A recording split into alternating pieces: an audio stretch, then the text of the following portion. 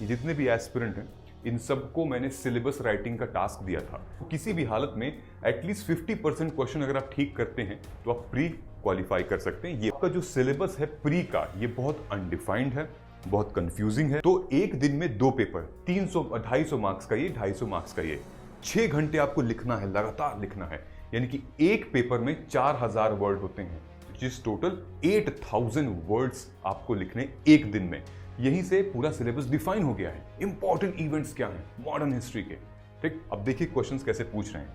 Cause of famine in British India, इनकी वजह से भाई क्या कॉज हुआ था, इनकी वजह से क्या पॉलिसी में चेंजेस आए थे, परमानेंट सेटलमेंट, रियोतवारी सेटलमेंट, ऐसे प्री में क्वेश्चन पूछे जाए। इंडियन कॉन्स्टिट्यूशन क्या क्या है उसमें, हिस्टोरिकल अंडरपिनिंग, फिर उसके बाद इवोल्यूशन, फिर उसके बाद उसके फीचर, उसके बाद अमेंडमेंट्स। रिपीटेड थीम्स हैं, बहुत टफ नहीं है, लेकिन हाँ प्रिपेयर करना है, मेहनत बहुत करनी है हमें। स्कीम्स रिलेटेड टू वुल्नरेबल सेक्शंस, कौन कौन से, महिलाएं, बच्चे, एल्डरली, ट्राइबल, ये इंडियन इकोनॉमी से रिलेटेड क्या क्या हमें पढ़ना है कि इंडियन इकोनॉमी कैसे प्लान की जाती है, मोबाइलाइजेशन ऑफ रिसोर्सेज कैसे होते हैं, inclusive growth and issues arising from it. Maximum बहुत क्वेश्चंस आए इससे। इसका सिलेबस इतना ज्यादा इजीली एक्सप्लेन्ड है कि मुझे बताने की जरूरत नहीं है। अब इंटरलिंकिंग कैसे कर सकते हैं यूपीएससी के सिलेबस का, जीएस 1, 2, 3 एक दूसरे से वो इंटरलिंक है। हेलो एंड वेलकम टू मार्गदर्शन आईएएस। जय हिंद।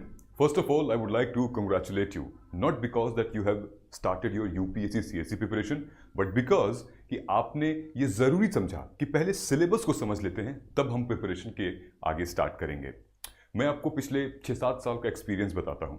हर साल almost 5 to 6 lakhs aspirant they appear for UPSC prelims examination, जिसमें से 80 to 85% कैंडिडेट्स को यूपीएससी के सिलेबस के बारे में बिल्कुल नहीं पता होता है, और नहीं पता होता है कि जीएस 1, 2, 3, 4 में क्या लिखा हुआ है, क्या करना है, कुछ नहीं पता होता है। इसीलिए मैं आपको कंग्रेचुलेट कर रहा हूं कि आपने इस वीडियो को क्लिक किया है, which means that you are serious towards your preparation and wanted to understand, wanted to decode UPSC syllabus. Okay, so you are in the top 20%। कैसे आप टॉप 1% में जाओगे, इस वीडियो में मैं आपको पूरा का पूरा बताऊंगा। So in this video I am going to share you detailed complete deconstruction of UPSC CSE syllabus. इसलिए please don't waste your time, understand the UPSC syllabus which I am going to teach you. देखिए, ये हमने Telegram पे एक question post किया था कि आपको सिलेबस को समझने में क्या प्रॉब्लम आ रही है। आप ध्यान से अगर देखेंगे तो बच्चे क्या कह रहे हैं कि बिगिनर स्ट्रैटेजी, स्टार्टिंग कैसे करें, देन आप प्लीज़ एक डेप्थ में सिलेबस एनालिसिस की वीडियो बना लीजिए, सिलेबस का ब्रेकडाउन प्री मेंस की वीडियो आप बना के अपलोड कर दीजिए, फिर मेंस का डिटेल सिलेबस क्या है, मेंस के क्वेश्चंस कई बार समझ में नहीं आते हैं, ठीक है। देन डियर सर, मैं 2 बार सिलेबस कंप्लीट कर चुकी हूँ लेकिन फिर भी कुछ याद नहीं आता, कॉन्फिडेंस नहीं है। आखिर ये प्रॉब्लम क्यों आ रही है, मैं आपको इसी वीडियो में क्लियरली बताऊंगा दोस्तों, ठीक है, ध्यान से देखिएगा। रिसेंटली हमने अपना एक ऑफलाइन मीटअप किया था, और उस ऑफलाइन मीटअप में मैं एस्पिरेंट से, ये देखिए, ये जितने भी एस्पिरेंट हैं इन सबको मैंने सिलेबस राइटिंग का टास्क दिया था। इनमें से कई एस्पिरेंट ऐसे हैं जो कि ऑलरेडी प्री दे चुके हैं, लेकिन जब हमने उनको बोला कि सिलेबस राइटिंग करिए, जीएस पेपर 1, 2, 3, 4 का आप लिखिए, बहुत कम बच्चे ऐसे लिख पा रहे थे। आप खुद सोचिए, think about it, pause this video for a second और सोचो कि आपको सिलेबस पता है, एथिक्स का पूरा पता है, पूरा लिख सकते हो आप एथिक्स में क्या क्या सिलेबस में है, जीएस 3 में क्या क्या सिलेबस में लिख सकते हो। नहीं पता चल रहा था दोस्तों, ये मजाक नहीं है, ये तैयारी है, टाइम वेस्ट नहीं करना है। 2-3 साल की तैयारी है, करके जिंदगी में आगे बढ़िए। और कोई जिंदगी भर थोड़ी हमें यूपीएससी सिलेबस को पकड़ के पढ़ना है।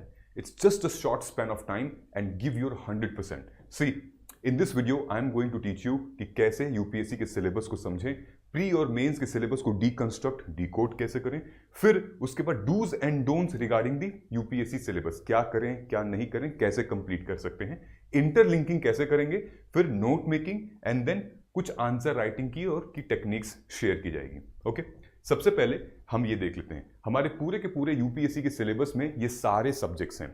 हमने क्या किया है, आपके लिए डिवाइड कर दिया है, मतलब कि वो सब्जेक्ट जो कि प्री और मेंस में दोनों में आते हैं, वो सब्जेक्ट जो कि सिर्फ प्री में, और वो जो कि सिर्फ मेंस में आते हैं।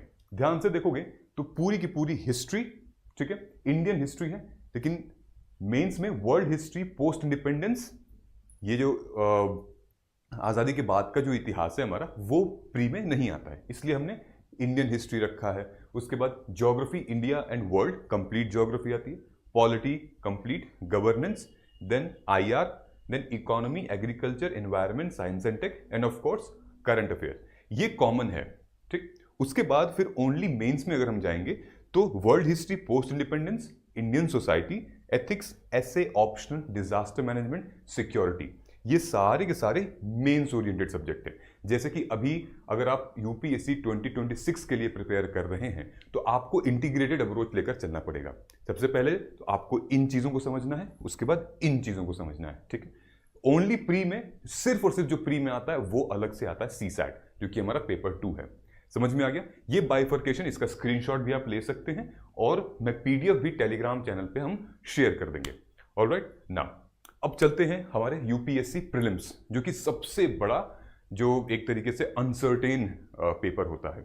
6 लाख कैंडिडेट अपीयर करते हैं और 10 लाख बच्चे फॉर्म फिल करते हैं। तो यूपीएससी के प्री में 2 पेपर होते हैं, ठीक। सुबह 9:30 से 11:30 संडे को पेपर होता है, जिसमें कि GS paper, general studies paper 1 और फिर सिविल सर्विसेज एप्टीट्यूड टेस्ट, ये 2 पेपर होते हैं।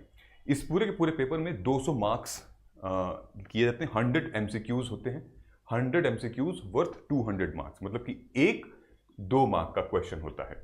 अगर आप गलती करते हैं, अगर आपका क्वेश्चन गलत होता है तो नेगेटिव मार्किंग होती है। नेगेटिव मार्किंग आपकी 0.66 होती है।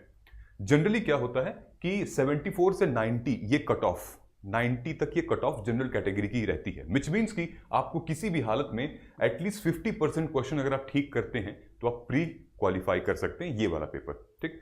2 घंटे का पेपर होता है। कोर सब्जेक्ट जो इसमें डोमिनेट करते हैं वो generally history, polity, economy, geography, ये बड़े कोर सब्जेक्ट हैं जो कि हमारे कॉमन भी थे, जो कि हमने अभी देखा है। सीसैट की अगर हम बात करें दोस्तों तो इसमें 80 एमसीक्यूज आते हैं, 80 MCQs of worth 2.5 marks each और 200 मार्क्स के क्वेश्चन होते हैं। 33% क्वालिफाइंग होता है। ये आपका मेरिट में नहीं आता है, क्वालिफाइंग पेपर होता है। ये जब आपकी कॉपी चेक होगी, इसमें क्वालिफाई होंगे तो ही फिर ये चेक होगा, ठीक। 2 घंटे का पेपर होता है, सेकंड शिफ्ट में होता है, 2:30 से 4:30 2 घंटे आपको मिलते हैं। जो कोर सब्जेक्ट इसमें होते हैं वो 3 हैं, एक तो रीडिंग कॉम्प्रिहेंशन, दूसरा लॉजिकल रीजनिंग और तीसरा क्वांट, यानी कि मैथ्स का पेपर होता है। ये काफी चैलेंजिंग होता जा रहा है क्योंकि हम पहले इसको बहुत लाइटली लेते थे और अब जब से इसको सीरियस लेने लगे हैं तो थोड़ा मन में डर बैठ गया है। पेपर अभी भी क्लियर किया जा सकता है और बच्चे क्रैक करते हैं, ठीक है। प्री में ऑल टुगेदर 6 लाख बच्चे बैठते हैं, ठीक। लेकिन जब प्री क्वालिफाई करके जो मेंस लिखने जाते हैं वो लगभग 13,000 बच्चे जाते हैं, ठीक है। तो जब प्री क्वालिफाई आप कर रहे हैं, यहीं पे सबसे बड़ी फाइट है। उसके बाद आपके सक्सेस की चांसेस जो है बढ़ती जाती हैं। कहां पर? मेंस में और ज्यादा हो जाएगी और फिर इंटरव्यू के लेवल पे और ज्यादा चांसेस सक्सेस की हो जाएगी। ये दोनों फेज बहुत ही ज्यादा इंपॉर्टेंट है आपके लिए समझने के लिए, लेकिन इसको कवर करने के लिए हमें मेंस के रास्ते से भी गुजरना पड़ता है, ठीक है। अब जैसे देखिए, ये जनरल स्टडीज प्रीलिम्स का सिलेबस है। प्री के सिलेबस में अनडिफाइंड सिलेबस है। ये देने का मतलब भी नहीं था यूपीएससी को, पता नहीं क्यों दे दिया है ये सिलेबस, है ना। तो अगर आप ध्यान से देखोगे तो यहाँ पे लिखा हुआ है 2 hours when you will see Only few months are left for UPSC Prelims 2026. अब टाइम है एक्शन लेने का। हर कोचिंग का चक्कर लगा लगा कर आप थक गए हो ना। नोट्स हैं, लेक्चर्स भी हैं, लेकिन क्लैरिटी नहीं। बस अब और नहीं। मार्गदर्शन आईएएस लाया है Margdarshan assessment and guidance programme for UPSC CSE 2026। ये एक पर्सनलाइज्ड गाइडेंस प्रोग्राम है जो कि इंग्लिश और हिंदी में अवेलेबल है, जो आपके प्री और मेंस दोनों को कवर करेगा और साथ में करंट अफेयर्स की प्रॉब्लम को भी सॉल्व करेगा। ये वीकली मेंटोरशिप सेशन होगा सिद्धार्थ सर के साथ, कस्टमाइज्ड स्टडी प्लान और 101 गाइडेंस, टॉपर्स के hand written notes, 1 pager summaries और लाइव डाउट सेशंस होंगे सब्जेक्ट वाइज। प्रीलिम्स और मेंस के प्रीवियस ईयर क्वेश्चन पेपर की इन-डेप्थ एनालिसिस होगी सब्जेक्ट वाइज। ये कोई जेनेरिक कोर्स नहीं है, ये आपके लिए टेलर मेड रोड मैप है।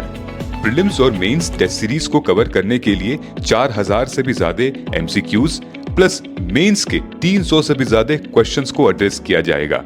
कंफ्यूजन हटाइए, प्रिपरेशन को अब स्ट्रीमलाइन करिए। सीट्स लिमिटेड हैं अपॉर्चुनिटी को हाथ से मत जाने दीजिए। आज ही ज्वाइन करिए Margdarshan assessment and guidance programme for UPSC CSE 2026 और शुरू करिए अपने UPSC journey with full confidence. Link bio में दिया हुआ है। कोड यूज करिए यूपीएससी 2026 फॉर मैक्सिमम डिस्काउंट। ये प्री का सिलेबस है जीएस पेपर 1 का। Current events of national and international importance, ये करंट अफेयर्स का है। फिर हिस्ट्री का क्या दिया है, history of India and Indian national movement. क्या समझेगा कैंडिडेट? हिस्ट्री ऑफ इंडिया, तो भारत का इतिहास तो बहुत गौरवशाली है, बहुत बड़ा है, क्या क्या पढ़ेगा क्या नहीं पढ़ेगा, अब कैसे समझें। फिर उसके बाद इंडिया एंड वर्ल्ड ज्योग्राफी, जिसमें physical social economic geography of India and the world, एक लाइन में दे दिया है। तो ये आपका जो सिलेबस है प्री का, ये बहुत अनडिफाइंड है, बहुत कंफ्यूजिंग है। सो प्लीज आप इस सिलेबस को सिर्फ देखिए, समझने की कोशिश मत करिए। मैं आपको समझा रहा हूं कैसे होने वाला है, ठीक। रही बात, ये देखिए जनरल साइंस। अब जनरल साइंस में क्या आएगा? General science is very general, right. क्या किस लेवल तक पढ़नी है, कहां तक पढ़ना है? नथिंग ऐसा। General issues on environment, ecology, biodiversity and climate change that do not require subject specialisation, general studies. लेकिन क्वेश्चन तो ऐसे पूछते हैं ना कि जैसे कि बहुत कॉन्सेप्चुअल है, तो इसीलिए हम लोग प्री का ये जो सिलेबस है उसको थोड़ा सा आगे बढ़ते हैं। मैं आपको बताऊंगा कि कैसे इंटरलिंक करना है। अब ये सीसैट का सिलेबस है, ये थोड़ा सा रेलेवेंट है। जैसे कॉम्प्रिहेंशन, रीडिंग कॉम्प्रिहेंशन, फिर interpersonal skill including communication skill, logical reasoning and analytical ability, decision making and problem solving, general mathematics ability.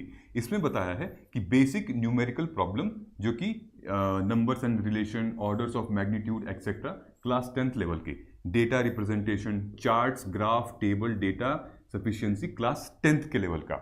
मतलब आपको 33% लेकर आने हैं। आप सोच के देखिए, जितने ये टॉपिक्स मेंशन किए हुए हैं सिलेबस में, अगर हम उन पर ही पुरजोर कोशिश करें, जबरदस्त कोशिश करके प्रैक्टिस करें, अंडरस्टैंड करें, उनके फॉर्मूला कंसेप्ट को अंडरस्टैंड करें, तो आप सीसैट में बहुत अच्छा स्कोर कर सकते हैं। मैं आपको ब्रेकडाउन दिखा रहा हूं। पिछले 11 सालों में सीसैट के पेपर में सबसे ज्यादा क्वेश्चंस कहां से आए हैं, ध्यान से देखिएगा। ये क्वांट का है, ठीक। जब हमारा जो गाइडेंस प्रोग्राम है, हम जब आप एनरोल करते हैं, उसमें हम डिटेल में एक एक चीज को क्लियर कर देते हैं। अब जैसे ये क्वांट का है, ठीक है, हमने कॉम्प्रिहेंशन लॉजिकल रीजनिंग का यहां नहीं बताया है क्योंकि समय की कमी की वजह से। तो ये क्वांट का है। क्वांट में मैथ्स का है, नंबर सिस्टम, इक्वेशन फॉर्मेशन, सबसे ज्यादा क्वेश्चंस यहां से पूछे गए हैं 44 टाइम्स। उसके बाद नंबर सिस्टम, ये देखिए 72 टाइम्स। तो इन दोनों को, ये दो सबसे ज्यादा इतने बड़े टॉपिक हैं कि यूपीएससी में सीसैट में हर बार क्वेश्चन पूछे जाते हैं। अगर आप ध्यान से देखोगे 2024 में 19 बार पूछा गया है इसको, 19 क्वेश्चंस पूछे गए हैं, 3 क्वेश्चंस इसमें से पूछे गए हैं। देन परसेंटेज, उससे रिलेटेड, फिर हमारा time and work, average, then ratio and proportion, और उसके बाद फिर यहाँ क्लॉक एंड कैलेंडर, ठीक। तो ये लिस्ट है टॉपिक की जो आपको प्रायोरिटाइज करने हैं अपने सीसैट के लिए। Okay, if you are preparing for 26 और 27 then you can prioritise from here, ठीक है गाइज। चलिए अब हम लोग मेंस में आते हैं। The real charm of this examination is mains. Mains में टोटल हमारे 9 पेपर होते हैं, जिसमें कि 7 पेपर ऐसे हैं जो कि स्क्रीन पे आपको दिख रहे हैं। इन 7 पेपर मेरिट में जुड़ते हैं, इनका स्कोर काउंट होता है, तभी आप मेंस के लिए आगे एग्जाम देते हैं, क्वालिफाई करके इंटरव्यू कॉल आती है। तो ये सेकंड फेज है हमारे इस पूरे के पूरे एग्जामिनेशन का, और प्रीलिम्स का रास्ता मेंस से ही होकर गुजरता है। There is no specific study for prelims. हाँ, बस प्रीलिम्स में हमें एमसीक्यू के प्रैक्टिस के फॉर्म में प्रैक्टिस करनी पड़ती है, अदरवाइज बाकी एवरीथिंग इज मेंस ओरिएंटेड। अब हम लोग आपको बताते हैं। नंबर 1, 7 पेपर ऐसे होते हैं, जैसे GS paper 1, 2, 3, 4, essay and then optional के 2 पेपर, टोटल 7 हो गए। 2 पेपर होते हैं लैंग्वेज के, जिसके बारे में हम आगे बात करेंगे। जीएस पेपर 1, ये हर बार क्या होता है कि जैसे अब 2025 का बच्चे मेंस लिख रहे हैं, 22 अगस्त से चालू है, तो पहला पेपर जो होगा वो एसए का होगा। ये एसए का पेपर पहला पेपर होता है, यहां लिखा भी हुआ है फर्स्ट पेपर। और ये कब होगा आपका? ये ओनली 1, एक ही दिन में एक ही पेपर होगा, यानी कि आपको ऑलमोस्ट यहां पे 3 घंटे लिखने हैं। 3 घंटे मतलब 9 से 12 मॉर्निंग 9 to 12, 3 घंटे का पेपर होता है। 2 क्वेश्चंस करने होते हैं आपको, 250 मार्क्स का पेपर होता है, 125 मार्क्स के 2 क्वेश्चन होते हैं। ऐसे में आपको 90 मिनट में 1000 से 1200 वर्ड्स लिखने होते हैं। ठीक, ये ऐसे का हो गया। अगले दिन सैटरडे को 23 अगस्त को, जैसे 2025 में जो आने वाला है, उसमें आपको GS paper 1, GS paper 2 same day देना पड़ता है। What does GS paper 1 2 includes? GS paper 1 में इंडियन आर्ट एंड आर्किटेक्चर, पूरा heritage from ancient to medieval modern, world history, world geography, post independence society, ये सारे सब्जेक्ट। ये कब होता है? ये मॉर्निंग में शिफ्ट में 9 से 12, और जीएस 2 सेम डे होगा, वो कि 2:30 से 5:30। ठीक है, तो एक दिन में 2 पेपर, 250 मार्क्स का ये, 250 मार्क्स का ये। ठीक है, 3 घंटे इसमें, 3 घंटे इसमें, 6 घंटे आपको लिखना है, लगातार लिखना है। यानी कि एक पेपर में 4000 वर्ड होते हैं। एक पेपर में 4000 वर्ड आपको लिखने हैं, एक पेपर में 4000 वर्ड आपको लिखने हैं, विच इज टोटल 8000 वर्ड्स आपको लिखने एक दिन में। यू अंडरस्टैंड कि कितनी प्रैक्टिस हमें करनी पड़ेगी, क्या स्पीड हमें मेंटेन करनी पड़ेगी। अगर हमें पहले एग्जाम डे के दिन, समझ लीजिए कि आपका कि वनडे इंटरनेशनल क्रिकेट का फाइनल्स है, बढ़िया परफॉर्म करना है, लेकिन उससे पहले आपको कितनी प्रैक्टिस करनी पड़ेगी कि वहां पे जो बॉल है वो फुटबॉल की तरह, देखिए, सट सट सट सट आप मारे, बाउंड्री के बाहर हो जाए। The same practice you have to do here. Okay, we will discuss अभी डिटेल में। सो जीएस पेपर 3 and 4 अगले दिन, यानी कि संडे को 3 और 4 का होगा। अगेन 3 में हमारा science and technology, then economic, biodiversity, environment, security and then disaster management. Same इसमें भी है। इसमें भी आपको भाई लगभग 4000 वर्ड लिखने, सेम डे होता है, सवेरे 9:30 से 12, 2:30 से 5:30 हो गया। ऑलमोस्ट ये पेपर खत्म। उसके बाद आपको गैप मिलता है। गैप मिलने के बाद फिर ऑलमोस्ट फ्राइडे को मेरे इस ख्याल से लैंग्वेज पेपर होते हैं, और उसके बाद फिर से संडे को पेपर होता है ऑप्शनल का। ऑप्शनल में आपको जो भी आप अपना ऑप्शन सेलेक्ट करेंगे, उसमें पेपर 1, पेपर 2, चाहे किसी भी स्ट्रीम का हो, 2 ही पेपर होते हैं, और वो भी सेम डे होता है, 500 मार्क्स का। तो आप समझ जाइए कि पहले आप 3 दिन में आप 250, 500 और 500, 1250 मार्क्स का आप पेपर लिखने वाले हैं। उसके बाद क्वालिफाइंग है, उसके बाद आगे है। ये टाइम मैंने यहां पे लिखा हुआ है। टोटल अगर हम बात करें दोस्तों, 1750 मार्क्स का पेपर देते हैं अगले पूरे फ्राइडे टू नेक्स्ट वीक, लगभग 10 दिन के अंदर 1750 मार्क्स। इसी में 50 मार्क्स का आपका कैलकुलेट होता है हमारा, लगभग जो कट ऑफ जाती है वो डिवाइड कर दीजिए, /2 ऑलमोस्ट 50%। ठीक, ये हो गया। ये सब कुछ रिटन मोड में है। आई होप कि थोड़ा सा क्लैरिटी अब आपको आई होगी। Now when we talk about GS paper 1 mains qualifying paper, 2 paper होते हैं। एक पेपर होता है अपना any Indian language in the 8th schedule. तो हमारे पास 22 लैंग्वेज है इन आवर 8th शेड्यूल। उसमें कोई सी भी भाषा, मराठी, संस्कृत, आप उर्दू हो गई, कोई सी भी एक भाषा आप ले लें, हिंदी हो गई, यहां पर आप लिख सकते हैं। ठीक है, 25% क्वालिफाइंग मार्क्स इसमें चाहिए आपको, और 300 मार्क्स का। इसमें क्या क्या आता है? इसमें आपकी प्रेसी राइटिंग आती है, आपको कॉम्प्रिहेंशन आता है, प्रोनाउंसिएशन आता है, कि आप अपने बताई हुई भाषा के बारे में उसका ग्रामर वगैरह जानते हैं कि नहीं, अच्छे से आप समझ पा रहे हैं कि नहीं। अगर कोई भी भाषा आप लिए हैं, जैसे आप मराठी ले लिए हैं, तो मराठी को इंग्लिश में कन्वर्ट करना और इंग्लिश के पैराग्राफ कन्वर्ट करके मराठी में लिखना, ऐसी चीजें होती हैं। फिर उसके बाद पेपर 2 कंपलसरी होता है, जो कि इंग्लिश होता है।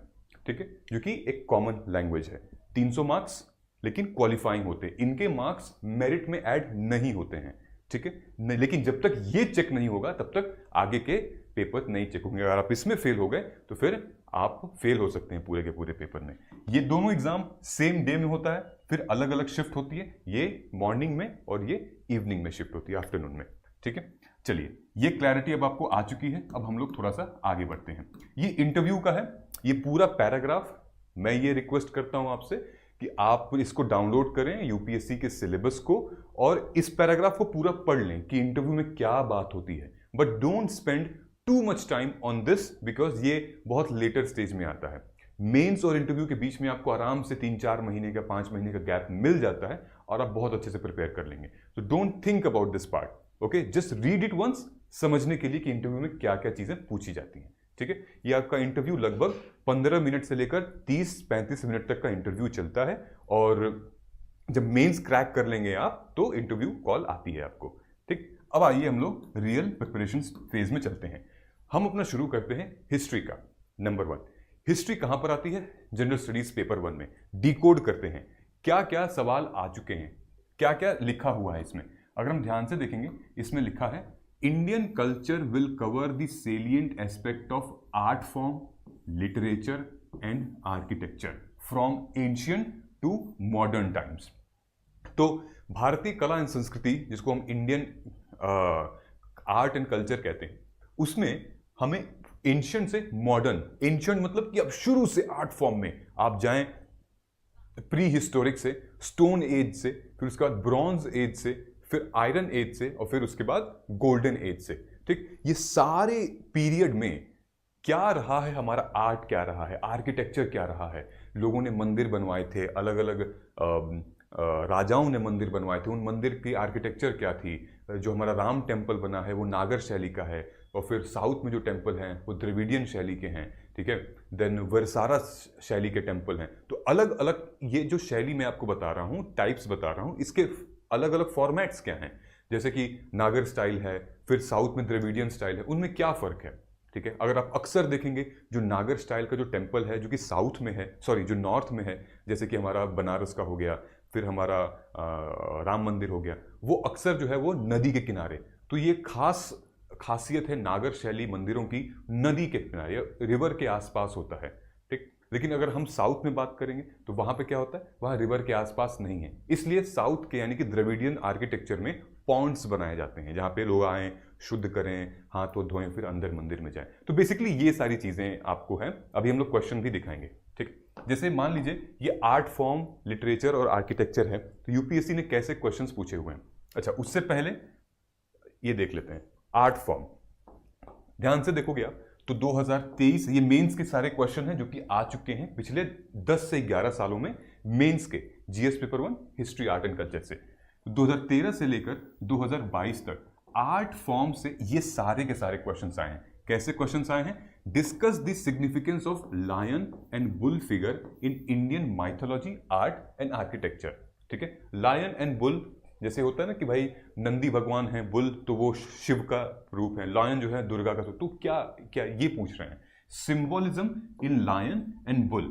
फिर ये लोग पूछ रहे हैं रॉक कट आर्किटेक्चर क्या होता है, गांधार आर्किटेक्चर क्या होता है, ठीक है, अमरावती आर्किटेक्चर क्या होता है। ऐसे सवाल उसमें से डिकोड किए जा रहे हैं। फिर ये पूछ रहे हैं कैसे हम अपने कला संस्कृति को प्रिजर्व करके रख सकते हैं। फिर गांधार का इन्फ्लुएंस क्या रहा है हमारे आर्किटेक्चर में। फिर तांडव डांस के बारे में जिक्र कर रहे हैं। तो आप समझ रहे हैं आर्ट, आर्किटेक्चर और लिटरेचर में कैसे क्वेश्चंस पूछ रहे हैं ये लोग। दोस्तों, ये जो हमारा हिस्ट्री का जो जीएस पेपर 1 है, मैं आपको यहाँ पे इसकी एक ट्रेंड एनालिसिस बता रहा हूँ कि क्या बाइफर्केशन है, किस सब्जेक्ट से कितने क्वेश्चंस आते हैं मेंस में। ठीक है, तो मेंस में अगर आप देखेंगे यूपीएससी मेंस 1 का ट्रेंड एनालिसिस है, तो ओवरऑल हमारे आर्ट एंड कल्चर से 250 मार्क्स में से 35 मार्क्स का आता है आर्ट एंड कल्चर, ज्योग्राफी का 65 मार्क्स का, 65 मार्क्स का, और सोसाइटी का 110 मार्क्स का, and then modern history 10 and then world history 30। Which means अगर आप एवरेज देखेंगे तो ये इसका एवरेज है। विच मीन्स कि जो सबसे 2 इंपॉर्टेंट सब्जेक्ट हैं, एक तो हमारे ज्योग्राफी और दूसरा हमारा इंडियन सोसाइटी, ठीक है, जिससे काफी क्वेश्चंस पूछे जा रहे हैं मेंस में।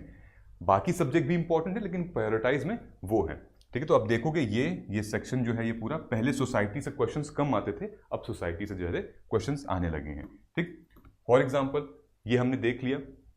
अब प्री का देखिए, प्री का क्वेश्चन कैसे बनता है। जैसे लिटरेचर हमने पूछा, ये देखिए, विच one of the following statement about Sangam literature in ancient south India. अब बताइए, संगम लिटरेचर से ये क्वेश्चन पूछ रहे हैं। गाइस, जिस तरीके का मैं आपको ये सिलेबस के एनालिसिस करवा रहा हूं, नोबडी डज दैट। आप इसको सेव कर लीजिए, सेव करके अपने पास रखे रहिए। इस वीडियो को आप बार बार देख सकते हैं कि आखिर किस तरीके से यूपीएससी एक ही सिलेबस से प्री के और मेंस के अलग अलग क्वेश्चन पूछ रहा है। ठीक है, because I care for you. मुझे शॉर्टकट में चीज़ें नहीं समझ में आती, मुझे बहुत डिटेल में बता दें, भले आपका 10 मिनट एक्स्ट्रा लग जाए, लेकिन आप अगर समझ जाओ तो आपका आगे का टाइम वेस्ट होने से बच जाएगा। इसीलिए इस वीडियो को सेव जरूर कर लीजिएगा और चैनल को सब्सक्राइब जरूर कर लीजिएगा, ठीक है। ध्यान से देखिएगा। तो संगम लिटरेचर से कैसे क्वेश्चंस पूछे गए हैं कि Sangam poem are devoid of any reference of material culture, या फिर सोशल क्लासिफिकेशन वर्ण व्यवस्था के बारे में बात की हुई है, या फिर वहां पे वॉरियर्स के एथिक्स के बारे में बात की गई है, या फिर कोई मैजिकल फोर्सेस के बारे में बात की गई है। ऐसे क्वेश्चंस आपके 8 जो पहली लाइन हमने डिस्कस की थी उसमें से आए थे, ठीक। अब आप देखिए, with reference to ancient India consider the following question. तो एंशिएंट इंडिया के आर्किटेक्चर से स्तूपा स्तूपा स्तूपा, ठीक है। आर्किटेक्चर से ऐसे क्वेश्चंस आ रहे हैं। कहां का स्तूपा है ये? Buddhist stupa, Buddhist structure, okay. So ऐसे क्वेश्चंस पूछे जा रहे हैं आपसे, ठीक है। किंग्स एंड देयर किंगडम, हम अभी हिस्ट्री में ही चल रहे हैं। किंग्स एंड देयर किंगडम क्या है? देखिए, contribution of Pallavas and their art and literature. ध्यान दीजिएगा, पल्लवा के किंगडम में आर्ट और लिटरेचर का क्या कॉन्ट्रीब्यूशन उन्होंने किया था। चोल का कॉन्ट्रीब्यूशन क्या था आर्ट और आर्किटेक्चर में, यानी कि 2013 से लेकर 2024, 23, 22 देखिए लगातार क्वेश्चंस पूछे जा रहे हैं मेंस में। लगातार क्या क्वेश्चन पूछे जा रहे हैं कि चोल साम्राज्य का क्या कॉन्ट्रीब्यूशन था कला और संस्कृति में, आर्किटेक्चर में। फिर सोशल रिप्रेजेंटेशन क्या है स्ट्रक्चर्स की। फिर पूछ रहा है गुप्ता न्यूमिस्मेटिक आर्ट। अब ये पूछ रहा है ना, सेम क्वेश्चन देखिए आप। How do you justify the view that the level of excellence of the Gupta numismatic art is not at all noticeable in the later time. Gupta period से ऐसे क्वेश्चन मेंस में पूछे गए। अब देखिए, गुप्ता पीरियड से प्री में कैसे क्वेश्चन पूछे गए हैं कि with reference to the period of Gupta dynasty to ancient India the term Ghantashala, Kadura and Chaul were well known as. तो ये टर्म्स पूछे जा रहे हैं। इनमें से ये सारे के सारे गुप्ता डायनेस्टी में ये घंटशाल, कदूरा और चौल किसको कहते हैं, ठीक। अब ये देखिए, ये क्वेश्चन आ रहा है हमारा मौर्यन एम्पायर से। मौर्यन एम्पायर से पूछा गया है कौटिल्य का जो अर्थशास्त्र है इनमें से क्या सही है। जैसे इन्होंने पूछा है, a person could be slave as a result of judicial punishment. फिर इन्होंने पूछा है if a female slave bore her master a son she was legally free. इस टाइप के क्वेश्चन पूछे गए हैं आपसे। तो आपको समझ में आ रहा है ना क्या पढ़ना है आपको, किस तरीके से हम पढ़ाई करेंगे अपनी, ठीक। तो ये हमारा है एक तरीके से कि किस तरीके से हम भाई जनरल स्टडीज हिस्ट्री को पढ़ेंगे। प्री और मेंस को मैंने आपको दोनों मिला दिया है। अब देखोगे यहां लिखा हुआ है दूसरा, modern Indian history from middle of the 18th century until the present significant event personalities and issue. यानी कि आपको सबसे पहले ध्यान दीजिएगा क्या बोला है कि modern Indian history from middle of the 18th century, middle of the 18th century से प्रेजेंट टाइम पे क्या सिग्निफिकेंट, एक तो event number 1, personalities number 2, issues number 3। यहीं से पूरा सिलेबस डिफाइन हो गया है। इंपॉर्टेंट इवेंट्स क्या हैं मॉडर्न हिस्ट्री के, ठीक। अब देखिए क्वेश्चंस कैसे पूछ रहे हैं। और भी क्या पूछा है कि फ्रीडम स्ट्रगल वेरियस स्टेजेस, अलग अलग फ्रीडम स्ट्रगल के स्टेजेस क्या थे। फिर इंपॉर्टेंट कंट्रीब्यूटर्स कौन कौन थे, किसने कंट्रीब्यूट किया, उनका contribution from different parts of the country. Women's भी थी, ट्राइबल्स भी थे, हमारे बच्चे भी थे उसमें इन्वॉल्व थे, फ्रीडम फाइटर्स ऑलरेडी थे, कुछ एडुकेटर्स थे, लिटरेचर्स थे। तो कई सारे लोग मिलके, ठीक है, वो फाइट थी। फिर नीचे देखोगे आप post independence consolidation and reorganisation within the country, एक लाइन का। तो मैं आपको हिस्ट्री का दिखा देता हूं, ठीक। ये देखिए हिस्ट्री में जो पूछा था इंपॉर्टेंट, तो ब्रिटिश के एक्सपेंशन से यानी कि कॉलोनियल रूल एंड इंपैक्ट 2014 से लेके 2024 तक, रिसेंटली देखिए 2024, 23, 22, 22, 19 लगातार क्वेश्चन पूछे हैं। क्या पूछे हैं?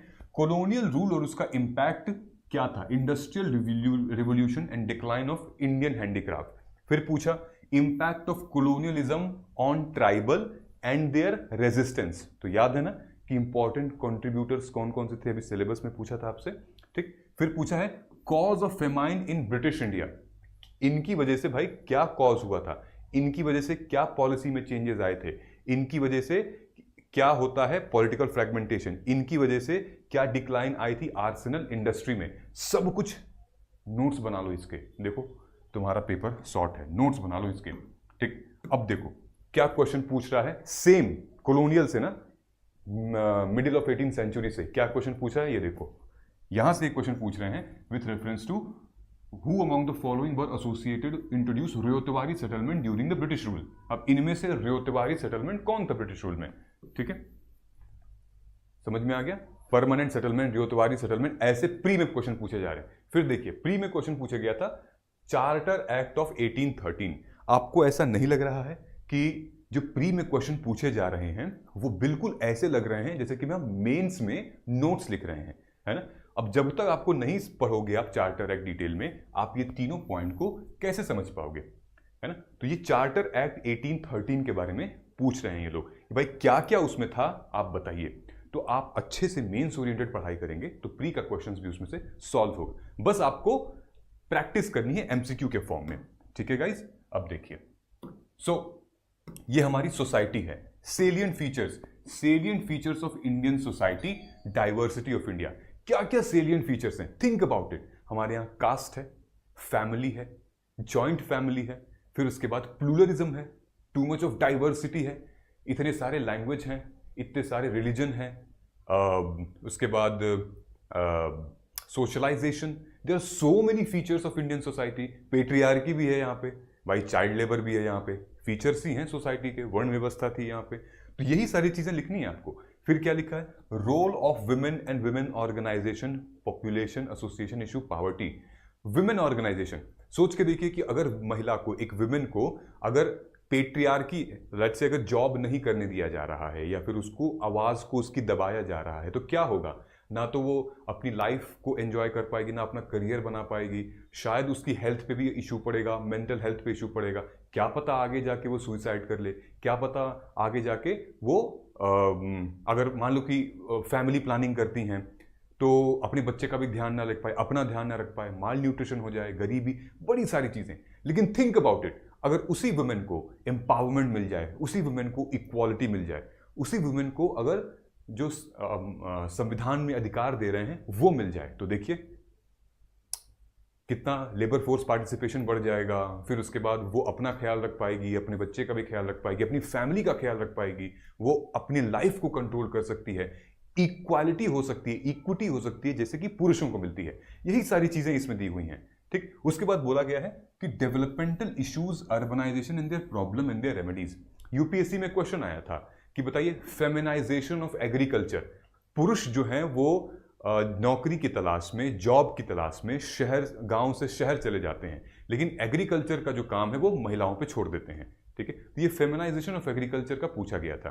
तो माइग्रेशन बहुत इंपॉर्टेंट है कि सोशल इश्यूज की वजह से माइग्रेशन हो रहा है। मान लीजिए जिस डिस्ट्रिक्ट में, जिस स्टेट में आप रह रहे हैं, वहाँ पे ना इंडस्ट्रियलाइजेशन है, ना ही वहाँ पे कोई कंपनी स्टैब्लिश्ड है, ना ही वहाँ पे कोई फैक्ट्री वगैरह है, कोई नौकरी वगैरह कुछ, मतलब कोई दे ही नहीं रहा है ही नहीं वहाँ पे, और आप गुजरात चले गए, आप मुंबई चले गए, आप दिल्ली आ गए, तो बाकी के जो एरिया है वहाँ पे वो माइग्रेशन क्या हो रहा है और उनकी फैमिली पे क्या अफेक्ट पड़ रहा है, ये सारी की सारी चीज़ें आ रही हैं। बड़ा इंटरेस्टिंग है सोसाइटी। उसके बाद पूछा है affect of globalisation of Indian society. Indian society, अब जैसे एलपीजी हुआ, हमारे पास मोबाइल फोन आया, digital media, tool, jeans pant, shirt, उसके बाद हिप हॉप, इस तरीके की चीजें, ग्लोबलाइजेशन। अब इसका इम्पैक्ट क्या हुआ बच्चों पे, इम्पैक्ट क्या हुआ वुमेन पे, इम्पैक्ट क्या हुआ हमारे इकोनॉमी पे, पॉजिटिव्स भी हैं, नेगेटिव्स भी हैं, इसका आपको बताना है। इस ग्लोबलाइजेशन का इम्पैक्ट हमारे इंडिया के कल्चर पे क्या पड़ा, इस ग्लोबलाइजेशन का इम्पैक्ट हमारे इंडिया के प्लूरलिज्म पे क्या पड़ा, जो हम डाइवर्सिटी इतनी रखते हैं, क्या डाइवोर्सेस इतने ज़्यादा इंडिया में हो रहे हैं, क्या इसकी वजह है ग्लोबलाइजेशन हो रहा है कि हम वेस्टर्नाइजेशन, वेस्टर्न कंट्री को ज़्यादा फॉलो कर रहे हैं, यही सब लिखना है आपको। ठीक है, social empowerment, communalism, regionalism, secularism, ये जो सेक्शन है ये आपका एक तो सिक्योरिटी में भी आएगा और दूसरा जीएस पेपर 2 में भी आएगा। ठीक है, ये कॉमन है। अब इसका फटाक से क्वेश्चन देख लेते हैं। देखिए, क्वेश्चन देखने से पहले मैं आपको 2-3 चीजें बता देता हूं। एस्पिरेंट्स जो हैं वो अक्सर जब हमारे प्रोग्राम में वो एनरोल करते हैं तो अक्सर वो कंप्लेन करते हैं कि सर मैं इस फलाने कोचिंग इंस्टीट्यूट्स में था और मुझे कोई पर्सनल मेंटर असाइन नहीं किया जाता था, क्लासेस टाइम पे नहीं होती थी, कोचिंग से डिस्कनेक्ट फील हो रहा है, कोई डाउट सेशन क्लास के बाद नहीं होता था, हर टाइम नया मेंटर असाइन कर दिया जाता है, कोई गाइडेंस नहीं मिल रही, कैसे कवर करें, क्या कवर करें, बस चल रहा है जैसे चल रहा है, सिलेबस को कोई कवर नहीं कराता है, too much of confusion sir, self doubt हो रहा है, अब आप बताइए मैं क्या करूं, मैं क्या करूं। मैंने कहा देखिए, हमने Margdarshan assessment and guidance programme launch किया 2025 में। काफ़ी अच्छा रिजल्ट आया। कुछ बच्चे मेंस लिख रहे हैं, कुछ बच्चे स्टेट पीसीएस का मेंस लिख रहे हैं, क्योंकि हम इस प्रोग्राम की खासियत यह है कि यूपीएससी के साथ साथ जिस सिविल सर्विसेज अदर एग्जामिनेशन की आप तैयारी कर रहे हैं, हम उसमें भी आपको गाइड कर सकते हैं। ठीक है, तो Margdarshan assessment guidance programme, now I would seriously recommend you to enroll in this program if you are preparing seriously for UPSC CSE 2026, क्योंकि अब तक तो आपको देख के पता चल गया है कि ये तो अभी ट्रेलर है, कैसे हम सिलेबस के एनालिसिस कर रहे हैं। जब हम प्रॉपर एनालिसिस करते हैं बैठ के एक एक सब्जेक्ट एक एक टॉपिक की, तो कितनी इंपॉर्टेंट होती है। ठीक है, ये है हमारा पूरा एक what are the features included in it. ठीक है, तो you have to join the next batch.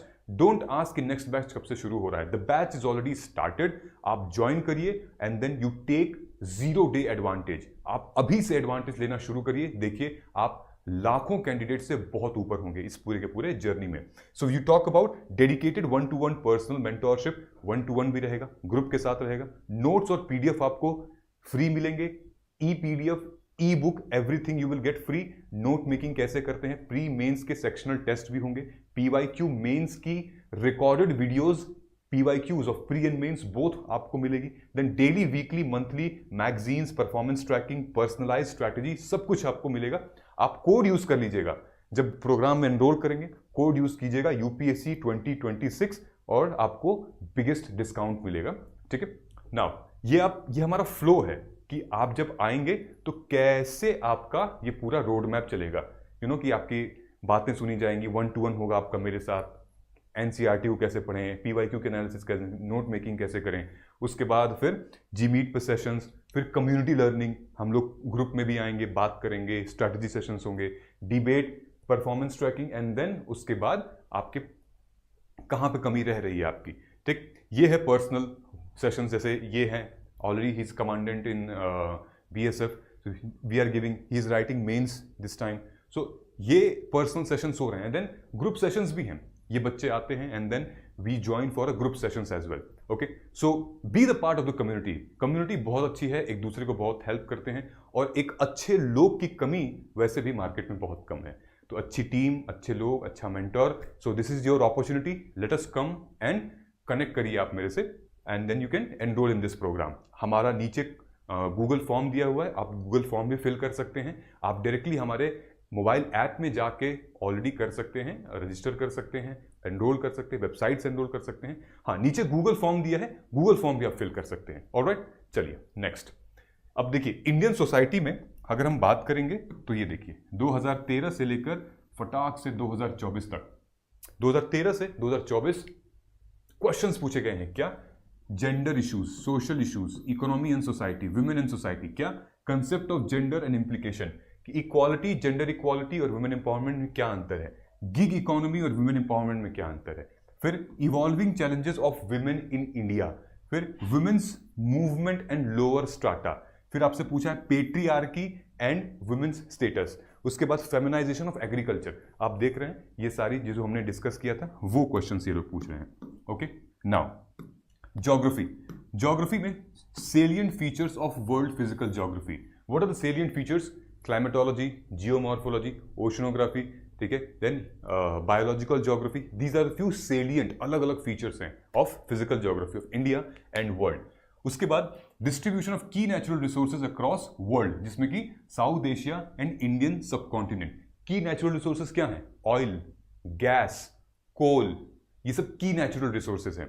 ठीक है, इसके अलावा भी जैसे फॉर एग्जांपल आपके जितने भी मिनरल्स हो गए जो कि बहुत इंपॉर्टेंट है, लिथियम हो गया, आयरन हो गया, बॉक्साइट हो गया, ठीक है, ये सारी चीजें, इनका डिस्ट्रीब्यूशन क्या चल रहा है हमारे इंडिया और पूरे के पूरे वर्ल्ड में। उसके बाद क्या है? Factor responsible for the location of primary, secondary and tertiary sector industry. जैसे कि अगर कहीं पर न्यूक्लियर पावर प्लांट डालना है तो वो क्या फैक्टर होनी चाहिए, उस लोकेशन की क्या फैक्टर होनी चाहिए कि इस जगह होना चाहिए, वाटर से एक्सेसिबल होना चाहिए, लेबर कॉस्ट, लैंड। ठीक, मान लीजिए कहीं पर आपको खोलना पड़ा लिथियम का वो, है ना, कि चलो हमें लिथियम बना रहे हैं, ठीक है, हमें सेमीकंडक्टर्स के लिए, उसके लिए क्या चाहिए आप बताइए। ठीक, तो अलग अलग सेगमेंट के लिए, जैसे प्राइमरी सेक्टर एग्रीकल्चर हो गया हमारा, ठीक है, सेकेंडरी सेक्टर हमारी इंडस्ट्रीज होगी, फैक्ट्रीज होगी, tertiary sector is like the service sector, जैसे एजुकेशन, हम और आप, जैसे कि आप ऑलरेडी जिस तैयारी कर रहे हैं आप, वो सर्विस सेक्टर है हमारा, ठीक है। तो इन सारी की सारी चीजों में कैसे हमारे कंप्लीट होंगे। Number 1, salient features of world geography. So what does the salient features, जिसके बारे में हमने बताया। क्लाइमेटोलॉजी से कितने क्वेश्चंस आए हैं, ठीक है, 2013 से लेकर 2024। ध्यान से देखोगे 24 में 3 क्वेश्चन पूछे गए हैं क्लाइमेटोलॉजी से। अभी और भी फीचर्स हैं, जियोमॉर्फोलॉजी, ओशनोग्राफी, बायोलॉजिकल ज्योग्राफी, लेकिन सिर्फ क्लाइमेटोलॉजी से इतने क्वेश्चंस आए हैं। 2024 में 1, 2, 3 क्वेश्चंस आए हैं। क्या पूछे हैं? Cause and affect of cloud burst, formation of auroras, twister and their geographical occurrence. ये क्वेश्चंस पूछे गए हैं। फीचर्स क्या हैं, ठीक है, जो जनरल फिनोमेना होती है वेदर में, किस वजह से होती है, क्या होता है, उसका इंपैक्ट हमारे आप पे और नेचर पे क्या पड़ता है, ठीक। इस तरीके के क्वेश्चंस यूपीएससी पूछ रही है मेंस में। अब प्री में देखिए, प्री में ये लोग क्या कह रहे हैं कि atmosphere is heated more by income radiation than by terrestrial radiation. फिर दूसरा, carbon dioxide and other green house gases in the atmosphere are good absorber of long wave radiation. तो ये क्वेश्चन अब आपको बताना है कौन सा स्टेटमेंट इसमें सही है। कंसेप्ट क्लियर होगा तो ही पता चलेगा, ठीक। फिर उसका देखिए, consider the annual following description, कि ये type of climate, equatorial, China, humid, ये टाइप ऑफ क्लाइमेट किसमें का डिस्क्रिप्शन क्या है। ये जो 3 ऑप्शन दिए हुए हैं, इन चारों में से किस क्लाइमेट टाइप का डिस्क्रिप्शन है। तो जब तक आप मेंस ओरिएंटेड नहीं पढ़ाई करेंगे आपको पता नहीं चलेगा इसको, ठीक है। तो प्री का जो है वो बाद में हम एमसीक्यू करते हैं, लेकिन पहले मेंस ओरिएंटेड होता है, ठीक है। तो आपको पता चल गया क्लाइमेट से कैसे क्वेश्चंस आ रहे हैं, और ये प्री में। अब देखिए, ये है यूपीएससी सिलेबस माइक्रो टॉपिक। ये माइक्रो टॉपिक मैं आपको फ्री में टेलीग्राम पे शेयर कर दूंगा, आप डाउनलोड कर लीजिएगा। इस माइक्रो टॉपिक में क्या है कि आपको एक एक टॉपिक बुलेट पॉइंट्स में दिया गया है। जैसे कि एग्रीकल्चर है, ठीक है, जैसे एग्रीकल्चर है, इकोनॉमिक ज्योग्राफी का। एग्रीकल्चर में लैंड यूज, फिर land capability classification, cause of land degradation, impact of land degradation, steps taken by government, then basic terms related to agriculture. फिर उसके बाद आइए इस तरफ देख लेते हैं हम लोग, जनरल ज्योग्राफी में evolution of earth, then geomorphology में सोर्सेज। मतलब ये है, आपने इनको पढ़ा कि नहीं, सरफेस वेव्स, सेस्मिक वेव्स, आपने इनको पढ़ा कि नहीं, आप टिक करते जाइए। Internal crust of earth, crust, lithosphere, mantle, asthenosphere, outer core, inner core, seismic discontinuation, ये टिक करते जाइए। ये सब पढ़ा है कि नहीं पढ़ा है, ये आपको चेक करेगा कि आप कहां तक किस किस टॉपिक में लैग कर रहे हैं। और ऐसा हमने सारे सब्जेक्ट के लिए बनाया हुआ है, पूरा यूपीएससी के सिलेबस के लिए बनाया हुआ है। ऑलराइट, चलो नेक्स्ट चलते हैं हम लोग जनरल स्टडीज पेपर 2 पॉलिटी का। It's going to be an extremely important guide. Polity में अगर आप देखोगे तो ये क्वेश्चन क्या पूछा है यहाँ पे, सिलेबस क्या है, ये पॉलिटी का पूरा सिलेबस है। सो पॉलिटी कॉन्स्टिट्यूशन एक, देन उसके बाद governance and social justice, almost 4 subject हैं, और आईआर, ठीक। तो पॉलिटी एंड कॉन्स्टिट्यूशन में आपसे पूछा है इंडिया का कॉन्स्टिट्यूशन, इंडियन कॉन्स्टिट्यूशन क्या क्या है उसमें, हिस्टोरिकल अंडरपिनिंग, फिर उसके बाद इवोल्यूशन, फिर उसके बाद उसके फीचर, उसके बाद अमेंडमेंट्स, एंड उसके बाद significant provisions and basic structure. तो आपके इंडियन कॉन्स्टिट्यूशंस में से ये सारी चीजें आपसे पूछी गई हैं।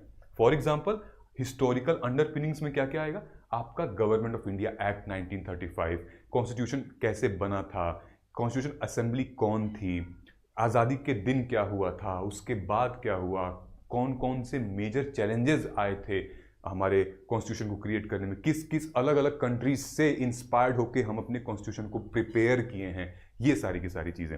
फिर फीचर्स क्या क्या हैं, हमारे इवोल्यूशन क्या रहा, फीचर्स क्या क्या हैं, हमारे directive principles of state policies हैं, हमारे यहाँ पे फंडामेंटल राइट है, फंडामेंटल ड्यूटीज है, बेसिक स्ट्रक्चर है, इतना इंपॉर्टेंट फीचर्स, ठीक है। सेक्युलरिज्म एक इतना इंपॉर्टेंट फीचर है हमारे यहाँ पे, ठीक। तो जैसे पॉलिटी का जो जीएस पेपर 2 का क्वेश्चंस आ रहे हैं उनकी वेटेज क्या है, तो अगर आप देखेंगे वेटेज में हमेशा पॉलिटी वाला जो सेक्शन है एवरेज 126 मार्क्स के क्वेश्चंस आ रहे हैं पॉलिटी से, और वैसे ही सोशल जस्टिस से ऑलमोस्ट 33 एवरेज, गवर्नेंस से ऑलमोस्ट 38, एंड आईआर से 50 मार्क्स के क्वेश्चंस आ रहे हैं। पॉलिटी रूल कर रहा है इस पूरे के पूरे सब्जेक्ट में, okay. Polity is very very very important, ठीक। प्री के लिए तो है ही, मेंस के लिए भी है। अब देखिए फंडामेंटल राइट से क्या क्वेश्चन पूछे जा रहे हैं, मूल अधिकार से क्या क्वेश्चन पूछे जा रहे हैं 2013 से लेकर 2024 तक। रिसेंटली 2024 में भी आया था। क्या आया था? With reference to right to privacy, liberty and DNA testing. पूछा जा रहा है कि जो राइट टू प्राइवेसी है वो एक आर्टिकल 21 का बहुत ही इनहेरिटेड इंट्रिंसिक राइट है। अब आप बताइए कि जो डीएनए टेस्टिंग होती है, testing of a child in a womb, क्या वो discuss the establishing its paternity, वो कितना जायज़ है कितना नहीं जायज़ है, मतलब कि क्या हम जेंडर सेक्स बता दें उसका, पैटर्निटी मैटर्निटी बता दें उसका, या नहीं बताया जाए। इस तरीके से क्वेश्चंस पूछे जा रहे हैं। फिर पूछा जा रहा है कि आप बताइए कि right to life and personal liberty जो है वो कैसे हेल्प करती है एक सोसाइटी को प्रोग्रेसिव सोसाइटी बनाने में। ठीक, तो ये पूछ रहा है आर्टिकल 19। ध्यान से अगर आप देखोगे, जब हम एनालिसिस करवाते हैं बच्चों के साथ जब सेशन में, तो दो ही आर्टिकल से क्वेश्चन आते हैं, एक आर्टिकल 19 और एक आर्टिकल 21। ठीक है, इसमें वही मेंशन किया गया है। ये देखिए आर्टिकल 19 है, आर्टिकल 21 है, फिर आर्टिकल 19 है, फ्रीडम ऑफ स्पीच आर्टिकल 19 है, फिर ये देखिए आर्टिकल 21। ओके, अब कैसे क्वेश्चंस आ रहे हैं फंडामेंटल राइट में प्री से? देखिए रिट से क्वेश्चन आ रहा है कि writ of prohibition is an order issued by the supreme court और हाई कोर्ट टू, किसको इशू होता है इसमें से रिट? ठीक है, ये क्वेश्चन। फिर उसके बाद आ रहा है भारत रत्न एंड पद्मा अवार्ड्स जो है इनमें से क्या सही है? ये लक्ष्मीकांत का डायरेक्ट क्वेश्चन है। फंडामेंटल राइट में देखेंगे तो शुरुआत के दूसरे तीसरे पेज में ये लिखा हुआ है, this is an static question. Okay, तो ये ऐसे क्वेश्चंस आ रहे हैं आपके। ऑलराइट, ये देखिए ये हमारा नेचर ऑफ इंडियन फेडरलिज्म है जो सेंटर स्टेट के रिलेशन को अच्छा स्मूथ बनाता है। तो दो तीन चीजें बड़ी कॉमन है। देखिए जैसे क्या आ रहा है, inter state water dispute, centre state relation, cooperative federalism इन इंडिया, फिर से कोऑपरेटिव फेडरलिज्म, फिर कोऑपरेटिव फेडरलिज्म, फिर से फेडरलिज्म। रिपीटेड थीम्स हैं, बहुत टफ नहीं है, लेकिन हाँ प्रिपेयर करना है, मेहनत बहुत करनी है हमें यहाँ पे, और टारगेटेड मेहनत करनी है। फिर उसके बाद गवर्नेंस एंड सोशल जस्टिस आता है। ठीक, तो governance policies and intervention and development in various sectors, जितनी भी स्कीम्स हो गई। बजट आता है, बजट को उठाइए, स्कीम्स देखिए कितनी स्कीम्स हैं वहां पे। स्कीम्स रिलेटेड टू वुल्नरेबल सेक्शंस, कौन कौन से? महिलाएं, बच्चे, एल्डरली, ट्राइबल, ये लोग हैं। इनके लिए क्या क्या स्कीम है, उस स्कीम्स में क्या क्या चैलेंजेस हैं, और वो स्कीम जो है वो क्या एक्चुअली में हमारे एसडीजी गोल को फुलफिल कर रही है, हमारी नीति आयोग के पॉलिसी मेकिंग को फुलफिल कर रही है, या फिर जो रिपोर्ट्स और इंडिसेस आते हैं उनके पैरामीटर पे वो खड़ी हो रही है कि नहीं हो रही है। Alright, so issues related to development, management and social sector relating to education, health. Education में क्या प्रॉब्लम है? Primary education, secondary and tertiary education, same health care, primary, secondary and tertiary, इनमें क्या प्रॉब्लम है? क्यों इंडिया में उतना tertiary level पे फोकस किया था, क्यों नहीं प्राइमरी लेवल पे फोकस किया था? हम लोग तो एम्स बनाने में लगे हुए हैं, हम आईआईएम, आईआईटी बनाने में लगे हुए हैं, लेकिन बेसिक का क्या, प्राइमरी एजुकेशन का क्या? वो तो अभी भी बहुत चैलेंजेस हैं। ठीक है, लिटरेसी रेट अभी भी बहुत कम है। तो ये सारी इश्यूज को आपको एड्रेस करना है यहाँ पे। Okay, issues related to poverty and hunger, अगर गरीबी है तो उसके बाद ना इनकम रहेगा, इनकम नहीं होगी तो सेविंग नहीं होगी, सेविंग नहीं होगी तो उसके बाद क्या कितने चैलेंजेस आएंगे आपको, आप लोन लेना पड़ेगा, लोन भी नहीं मिल पाएगा इस सिचुएशन पे। ओवरऑल मल्टी डायमेंशनल पॉवर्टी जो है वो कहीं ना कहीं आपको नीचे कर पाएगी। तो हम लोग क्या करेंगे, सरकार क्या कर रही है उसके लिए? ठीक, ये सारी चीजें। नाउ अब इसके लिए कैसे क्वेश्चन इसमें आते हैं, ये देखिए स्टैट्यूटरी बॉडीज से। स्टैट्यूटरी बॉडीज वो होती हैं जो कि ऑलरेडी कानून पास करके एक्ट जो होती है वहां से निकल कर आती हैं, जैसे कि हमारे competition commission of India, human right commission, यहां से क्वेश्चंस आते हैं। ठीक है, ह्यूमन राइट इंस्टीट्यूशन, आप देखोगे तो नेशनल ह्यूमन राइट कमीशन से 3 क्वेश्चन आए हैं। एक तो ये human right and then human right and then human right, यानी कि 2014 में, 2018 में एंड देन 2021 में। तो चीजें कॉमन है इसमें भी। ठीक है गाइज, चलिए अब चूंकि उसमें गवर्नेंस और उसमें आता नहीं है प्री में, it's not a part. IR, अब आईआर में क्या बोल रहा है भाई, India and it's neighbourhood relations, कैसे संबंध है? श्रीलंका, बांग्लादेश, चाइना, फिर उसके बाद हमारे नेपाल, कैसे रिलेशन है? अफगानिस्तान, कैसे रिलेशन है? ठीक है, affect of policies and politics developing countries on India's interest and Indian diaspora, क्या अफेक्ट हो रही है हमारी पॉलिसी का इस पे? जैसे ये क्वेश्चन देखिए, ये क्वेश्चन है हमारा इंडिया एंड इट्स नेबर। फिर से वीडियो पॉज करके ध्यान से देखोगे, इसमें भी रिपीटेड थीम है।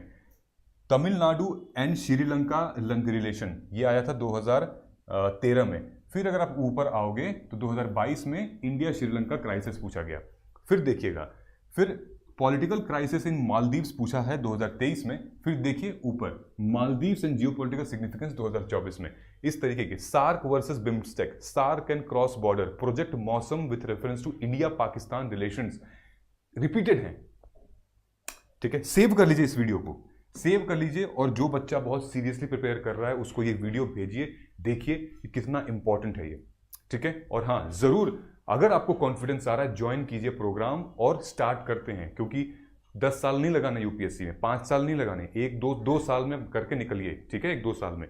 अब देखिए प्री में कहां से क्वेश्चंस आ रहे हैं, आईआर से, वर्ल्ड टॉयलेट ऑर्गेनाइजेशन, ये बहुत इंपॉर्टेंट थीम है, लिख लीजिए, वॉश स्कीम से, बहुत इंपॉर्टेंट है, यहां से क्वेश्चन आया है। उसके बाद G20 ग्रुपिंग, ठीक है, कि G20 जो ग्रुपिंग हुई थी उसमें क्या क्या चीजें डिस्कस हुई थी, प्रायोरिटीज क्या क्या थी, ये आए थे आईआर से क्वेश्चन। ऑलराइट गाइज, इसके लिए भी हमने ऑलरेडी सैंपल में आपको दिखा रहा हूं। ये हमारे जैसे मान लीजिए इंडिया चाइना रिलेशन है, तो इकोनॉमिक रिलेशन कैसे हैं, India China water related issue, then string of pearls, China's maritime silk route, implication for India, confidence building measures, border dispute, main dispute क्या है, ये सब कुछ India China, India Mongolia, India UAE, India Iran, India Israel, everything has been mentioned, आपको बस लिखना है। ये हमारा आता है जीएस पेपर 3, यहां से शुरू होता है। When you will see GS paper 3, सबका लगभग एवरेज सब्जेक्ट है, चाहे हम बात करें इकोनॉमी का, agriculture, internal security, science and tech and DM, everything, everybody, like every subject has almost 48 to 50 marks का रहता ही रहता है ऑन एन एवरेज। ठीक है, मतलब प्री में, मेंस में प्री में कितना रहता है, प्री में मैं बता देता हूं आपको, प्री में इकोनॉमी में लगभग 15 क्वेश्चन आते हैं, एग्रीकल्चर इकोनॉमी मिला के, इंटरनल सिक्योरिटी नहीं है, साइंस एंड टेक से 10 क्वेश्चन, इन्वायरमेंट इज बिग, ठीक है, इन्वायरमेंट से लगभग 15 क्वेश्चन आते हैं। ठीक है, वैसे ही पॉलिटी में लगभग आपको 12 से 13 क्वेश्चन मिल जाएंगे, पूरे के पूरे हिस्ट्री से आपको 9 से 10 क्वेश्चन मिल जाएंगे। ठीक है, तो ये मामला। अब देखिए जनरल स्टडीज हमारा जो कि बात करता है, इसमें technology, economic development, biodiversity, environment, security and disaster management. क्या बात कर रहा है, इंडियन इकोनॉमी और issues related to planning, mobilisation, resource growth, development and employment.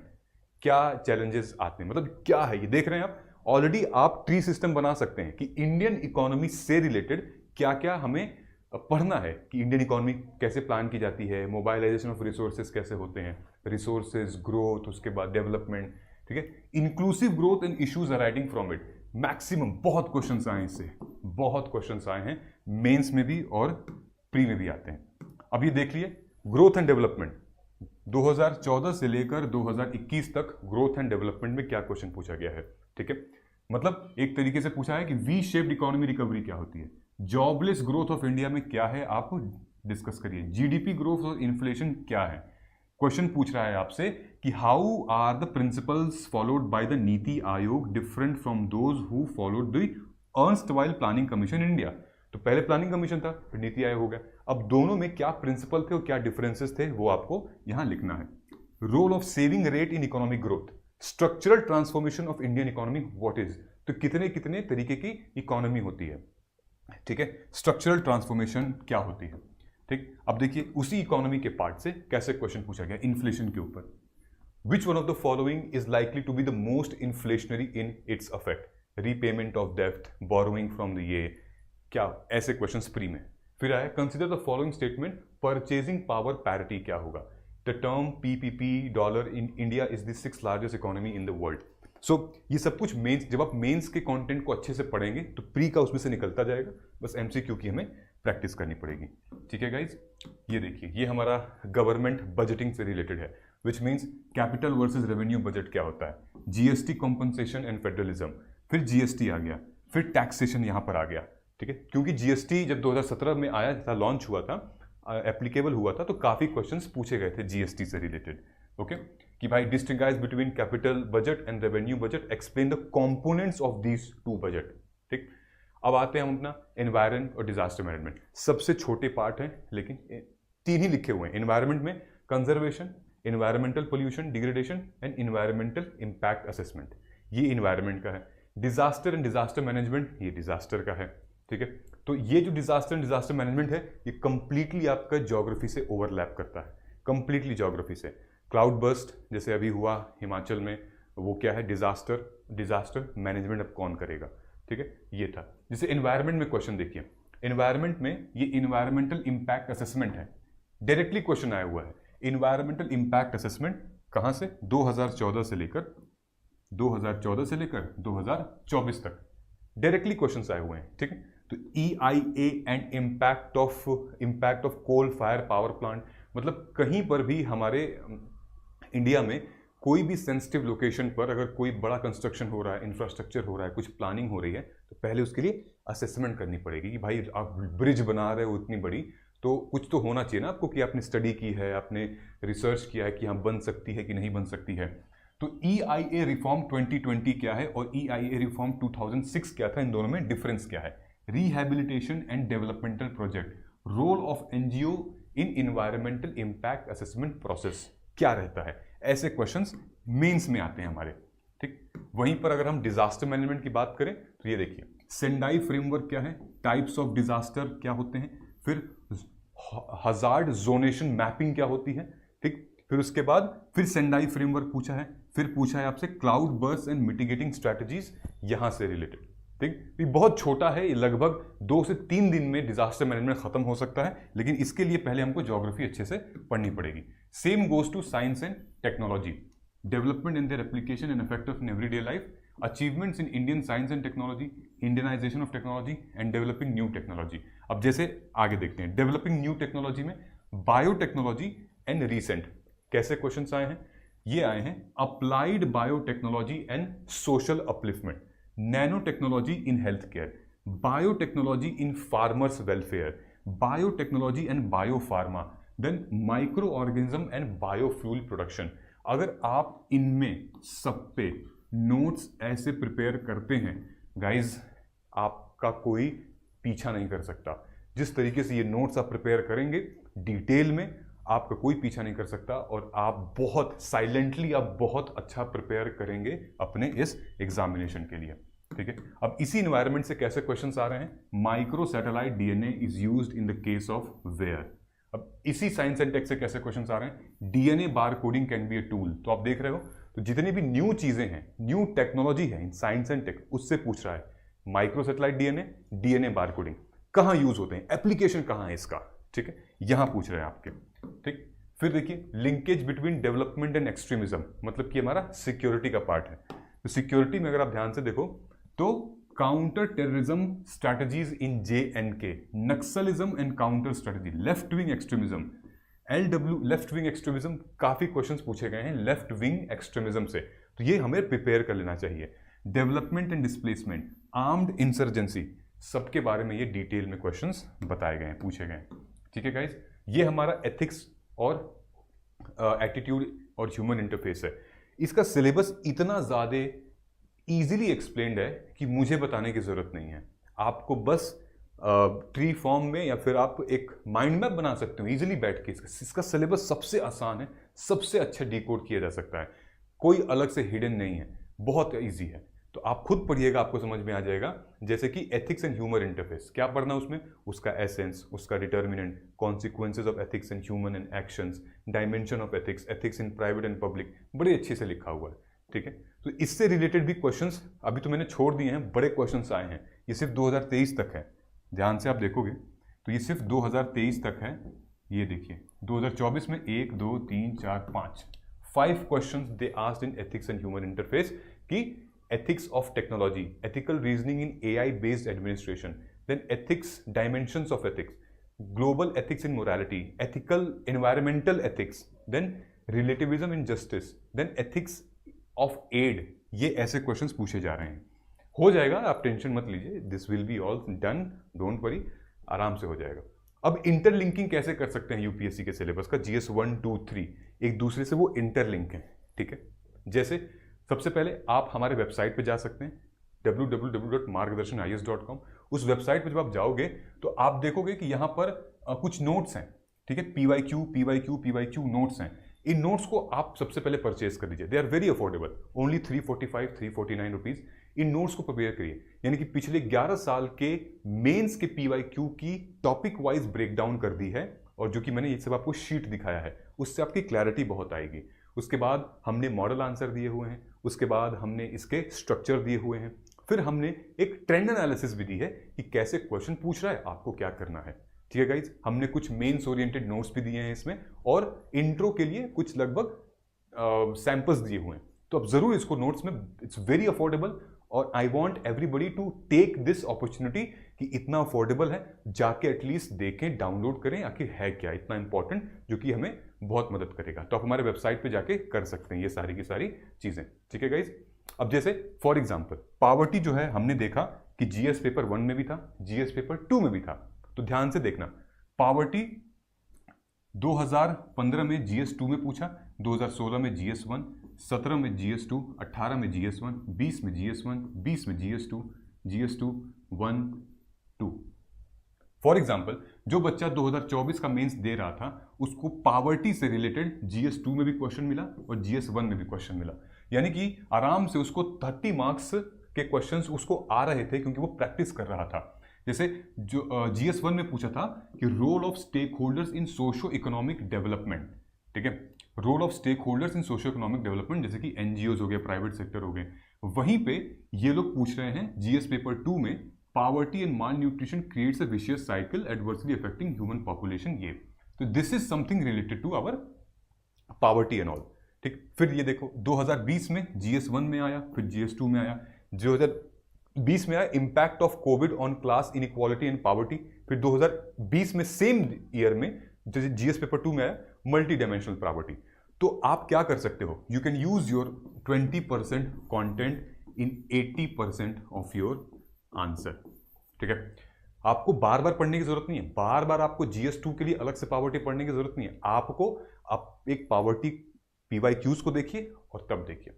हम लोग क्या कर रहे हैं यहाँ पे, हम लोग पहले सिलेबस को समझ रहे हैं, उसको डीकंस्ट्रक्ट कर रहे हैं, फिर हमने पीवाईक्यूज से उसको मैप किया है, ताकि रियल अंडरस्टैंडिंग, पढ़ना कैसे है, करना कैसे, तब आप पढ़िए, तब आप करिए, देखिए आपकी प्रिपरेशन कितनी अच्छी हो जाती है। दिस इज द इंटरलिंकिंग, ये एविडेंस आपके सामने है, ध्यान से देखिएगा। 2020 का सवाल था, 2024 का सवाल था, रिपीट किया गया था। ये देखिए अर्बन फ्लडिंग 2016 में पूछा गया जीएस 1 में, 2016 में पूछा गया जीएस 3 में, उसी साल जीएस 3 और जीएस 1 में अर्बन फ्लडिंग के ऊपर सेम क्वेश्चन पूछा गया, 2020 में पूछा गया, फिर 2024 में पूछा गया। ठीक है, ये देखिए ध्यान दीजिए, मैं आपको एविडेंस दिखा रहा हूं। जीएस पेपर 1 में 2016 में पूछा गया था अर्बन फ्लडिंग एंड वल्नरेबिलिटी, फिर उसी साल जीएस पेपर 3 में पूछा गया डिजास्टर मैनेजमेंट में cause and preparedness for urban flooding. है ना, सेंस बन रहा है ना। So these are the few things। देखिए urbanisation GS paper 1, 2 and 3, urbanisation is common, urbanisation के इंफ्रास्ट्रक्चर पे पूछ लिया आपका जीएस पेपर 3 से, लोकल गवर्नमेंट में जीएस पेपर 2 से, फिर उसके बाद इकोनॉमिक पॉलिसीज से पूछ लिया जीएस पेपर 3 से। तो ऐसे क्वेश्चंस बार बार आ रहे हैं, आपको समझाने के लिए आप इस तरीके से उसको डिकोड कर सकते हैं कि ये देखिए segregation, marginalisation, environmental implication and then state power, ये सारी चीजें आपसे पूछी जा रही हैं दोस्तों। आई होप कि अब ये क्लैरिटी हो गई होगी कि हम यूपीएससी के सिलेबस को कैसे डिकोड कर सकते हैं, प्री और मेंस को कैसे एक साथ लेकर चल सकते हैं, क्वेश्चंस कैसे पूछ रहे हैं। आई एम श्योर कि आपको ये क्लैरिटी मिल गई होगी। तो कमेंट कर दीजिएगा अगर आपने यहां तक देख लिया है कि जय हिंद, हम जीतेंगे, तो मुझे ये लग जाएगा कि you are an absolutely serious UPSC aspirant preparing for UPSC CSC with wholeheartedly. और मुझे बहुत खुशी होगी कि इस सोशल मीडिया के टाइम पे, जहां पे अटेंशन स्पैन इतना कम है, वहां पे आप हमारी इस वीडियो को एंड तक देख रहे हैं, कंप्लीट देख रहे हैं, और मैं आपके सक्सेसफुल होने की ढेर सारी शुभकामनाएं करूंगा। सो कमेंट कर दीजिएगा जय हिंद, हम जीतेंगे, तो मुझे क्लियर हो जाएगा। साइमल्टेनियसली जितना भी कुछ मैंने आपको बताया है, ये सब इंग्लिश और हिंदी दोनों माध्यम में अवेलेबल है दोस्तों। तो हम लोग मिलते हैं अपने वीडियो में, तब तक नमस्कार, जय हिंद, जय भारत।